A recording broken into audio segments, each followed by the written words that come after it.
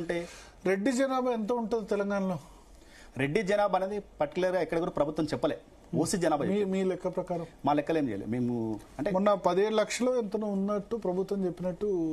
ప్రభుత్వం ఎక్కడ ఏ కులం లెక్క చెప్తా ఉన్నారు కానీ ఎక్కడ కూడా శాంటి అంటే గరిష్టమైన లెక్క క్లియర్ లెక్క లేదు.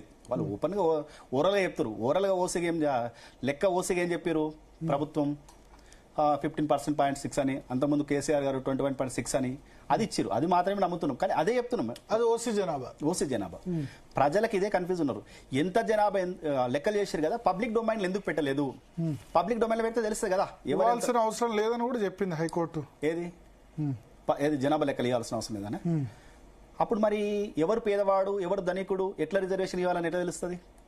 ఇప్పుడు రిజర్వేషన్ మీనింగ్ ఏంది? ఎవరు పేదవాళ్ళు ఉన్నారో వాళ్ళకి పేదవాళ్ళ ప్రకారం రిజర్వేషన్ ఇవ్వాలి. మరి నువ్వు జనాభా లెక్కలు బయట పెట్టకుండా, ఎవరు పేదవాళ్ళని చెప్పకుండా, ఒక కులంలో ఎంతమంది ఉంటే అంతమంది పేదవాళ్ళని ఎట్లా నువ్వు లెక్క చేస్తావు?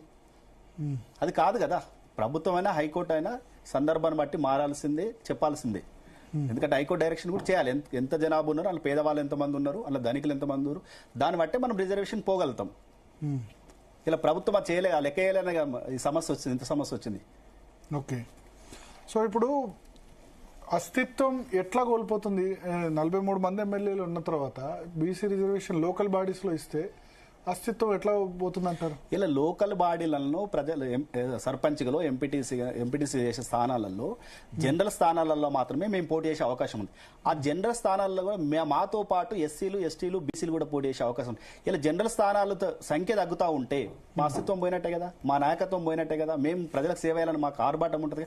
మీరు ఏ గ్రామాలలోకి వెళ్ళండి, ప్రతి గ్రామంలో కూడా ఈసారి జనరల్ వచ్చినా అరే వచ్చారు కూడా జనరల్ వస్తుందని ఆరాటంతో ఆ గ్రామ అభివృద్ధిలో భాగం ఉంటారు. ఆ గ్రామంలో ఉన్నటువంటి పేదల కష్టాలలో ఉంటారు, సుఖాలలో ఉంటారు, బంధాలలో ఉంటారు. ఆ గ్రామం అభివృద్ధి చేయాలని ఏది వినాయక చవితి వచ్చినా లేక దసరా వచ్చినా అందరితో సందడి చేయాలన్నా విపరీతమైన ఖర్చు పెట్టుకొని ప్రజలతో ఉండడానికి ప్రయత్నం చేస్తారు. ఇలా అలాంటిది అవకాశం పోతా ఉంటే ఎవరికైనా కొద్దిగా ఇబ్బంది ఉంటుంది కదా. మేము రాజకీయంగా ఉండాలని ఆలోచన చేసే వాళ్ళందరికీ కూడా ఆ నష్టం జరుగుతుంది కదా. అదే అస్తిత్వం. మేము ప్రజలకు చైతన్యం చేయాలి, ప్రజలకు సేవలు అందించాలనుకున్నప్పుడు మాకు అవకాశం పోతా ఉంటే మేము బాధపడతాం కదా.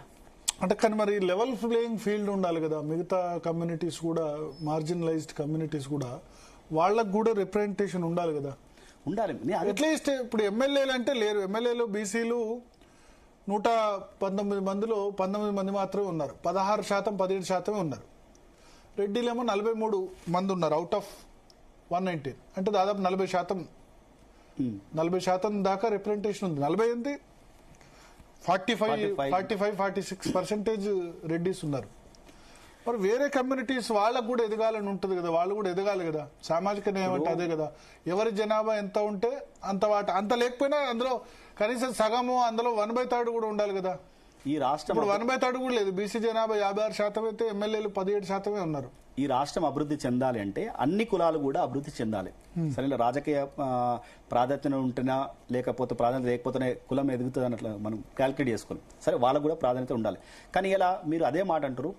బీసీలకు 70 సంవత్సరాల నుంచి రిజర్వేషన్ ఇస్తా ఉంటే బీసీలలో ఎంతమందికి ప్రాధాన్యత ఇస్తుంది ఆ కులాలు? బీసీలలో కూడా కొన్ని కులాలు మాత్రమే ఈ రిజర్వేషన్ ఫలాలు పొందుతా ఉన్నారు కదా. క్లియర్గా మనకు సబ్జెక్ట్ ఉంది కదా. మరి వాళ్ళు నేను బీసీ నాయకుని అనుకో, మరి నేను బీసీ నాయకుని ఏమనాలి? అరే ఎంబీసీలో కూడా అవకాశం ఇవ్వాలి, వాళ్ళకి ఏబీసీ వర్గీకరణ చేయాలి. మరి వాళ్ళకి ఎందుకు నేను ఆలోచన చేయాలి. ఇప్పుడు నన్ను ప్రత్యర్థిగా చూస్తున్నారు, నేను ఓసీకి రావాలని నేను ఆలోచిస్తున్నా. మరి బీసీకి రావాలనుకున్న నాయకుడు మరి బీసీలలో ఇతర వర్గాలకు రావాలని ఎందుకు ఆలోచన చేస్తున్నాడు? అదెందుకు ముందుకు పెట్టలేకపోతుంది ఇప్పటిదాకా కూడా? మరి ఇతర వాళ్ళు వచ్చి జనరల్గా 1971 కన్నా ముందు మునూరు కాపులు ఓసీలను తీసుకొచ్చి బీసీలను కలిపిరియాల అయినా కూడా మాట్లాడట్లేదు. ఇలా బీసీలలో ఎక్కువ చైతన్యమైన కులం, ఆర్థికంగా ఎదిగిన కులం, రాజకీయ చైతన్యమైన కులం, సమాజంలో కూడా విలువన్న కులం, వాళ్ళని ఎందుకు బీసీలలో ఇంకా కన్సల్ట్ చేస్తారు? నువ్వు రిజర్వేషన్ ఇచ్చేటప్పుడే ఇంద్రసాని కేసులో స్పష్టంగా చెప్పడం జరిగింది. ఎవరైతే ఆర్థికంగా అసమానతకు గురవుతారో వాళ్ళకి మాత్రమే రిజర్వేషన్ అని. నువ్వు 71 కన్నా ముందు ఓసీలో ఉన్న తీసుకొచ్చి నీ దాంట్లో జనాభా కలుపుకొని నీ రిజర్వేషన్ వాళ్ళు వంతుంటే వాళ్ళని వదిలిపెట్టి మమ్మల్ని ఏ జనాభా రిజర్వేషన్ బీసీల మీద అందరి మీద కోపం, మున్నూరు కాపు మీద కోపం. నేను ఇక్కడ సందర్భం చెప్తున్నా. ఏ కులం మీద కోపం. మున్నూరు కాపులు అంటే ఇప్పుడు